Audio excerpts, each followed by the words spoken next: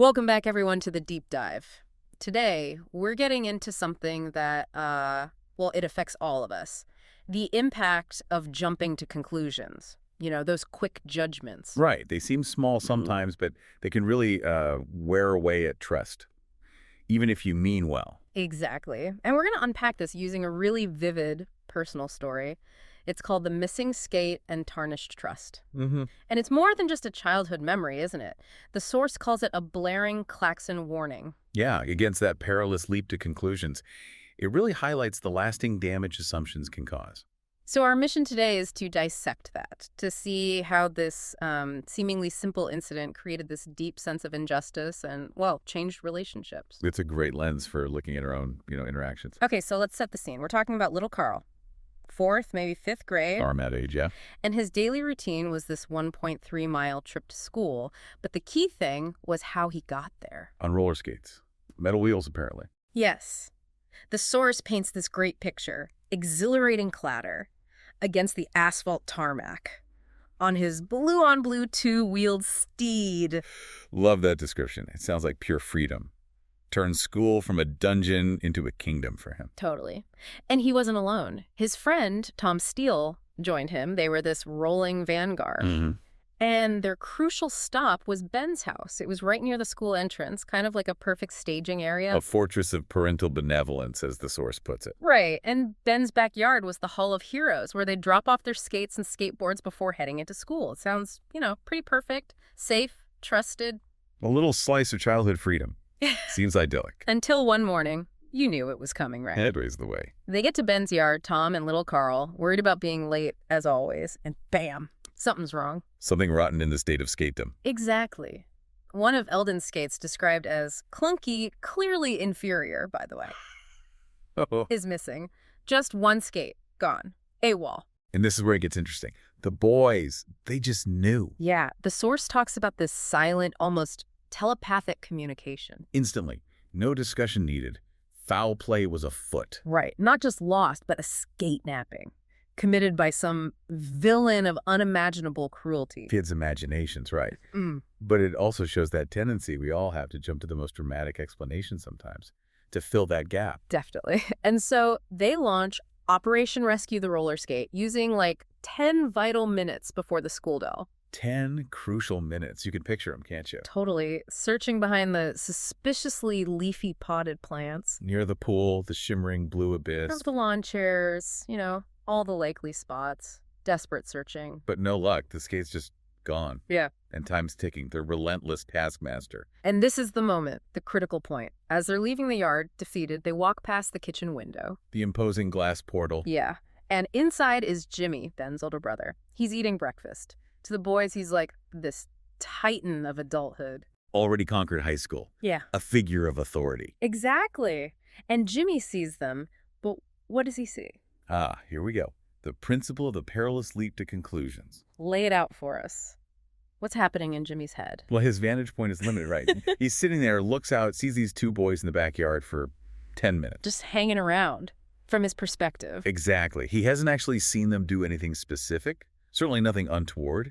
He just sees duration, presence, and his supremely logical adult brain, as the source calls it, does the leap. It connects the dots, but with the wrong lines. How so? What's the leap? The only logical conclusion for him, apparently, is that they must be the culprits, these suspicious lurkers. Because they were there for 10 minutes, that's it? That seems to be the extent of the evidence. He figures they must have hidden Eldon's skate, for a prank.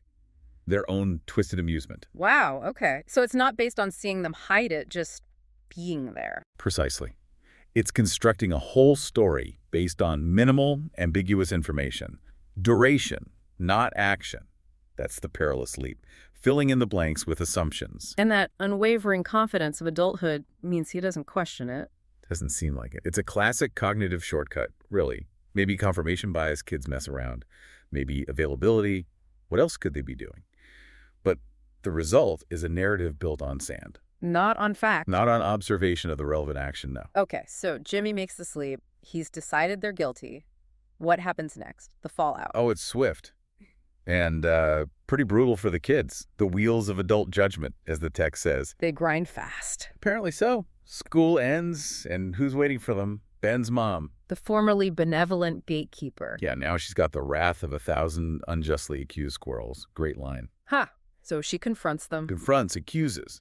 They get frog-marched into the house. It's a hailstorm of unfairness. And the sentence. Immediate banishment. Exile. From the sacred yard. Their skates and boards. Never again darken her doorstep. Wow. Just like that. No trial, no defense. Well, little Carl tries. The source says he speaks his pure and indignant truth. Tells them they were trying to help. They were the good guys. Looking for Eldon's skate. But it doesn't land. Bounces right off the impenetrable wall of adult certainty. They just don't believe him. Oh, that's rough. That feeling of not being believed when you're telling the truth. It's crushing. The source calls it a profound, gut-wrenching betrayal and an unwarranted character assassination. That bitter taste apparently stayed with him for years. I can imagine. It's not even about the skate anymore at that point, is it? It's the injustice. Absolutely. That feeling of being unheard, wrongly accused. Yeah. That's what causes the real lasting damage. It cuts deep, especially when you feel powerless against it. So what were the long-term consequences? Did it just blow over? Doesn't sound like it. The glorious skating pilgrimages were over. Done. His blue-on-blue steed. Relegated to weekends, yeah. Yeah. And his friendship with Ben. It survived. Apparently, Ben was a silent witness who knew they were innocent. Okay, so that's something. But the relationship with Ben's family, that changed. It became brittle, fractured.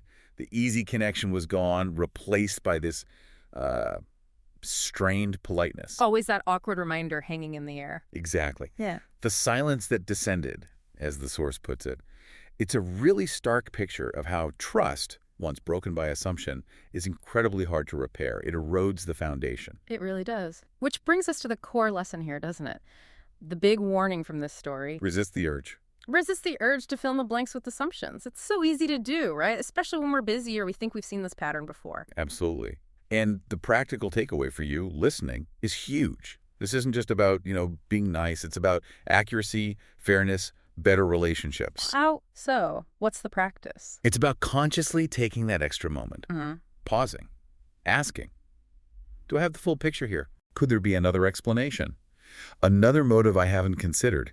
It's about deliberately trying to extend the benefit of the doubt, at least initially. Instead of jumping straight to the obvious conclusion like Jimmy did. Exactly. Think about work, for instance. You see part of an email thread, or hear gossip. How quickly do we form a judgment? Pretty quickly, often. Yeah. And maybe get it completely wrong. Right. And that can lead to real unnecessary drama and relational wreckage, just like with little Carl and Tom. But if we pause, seek clarity. We can potentially avoid so much misunderstanding. Strengthen relationships instead of fracturing them.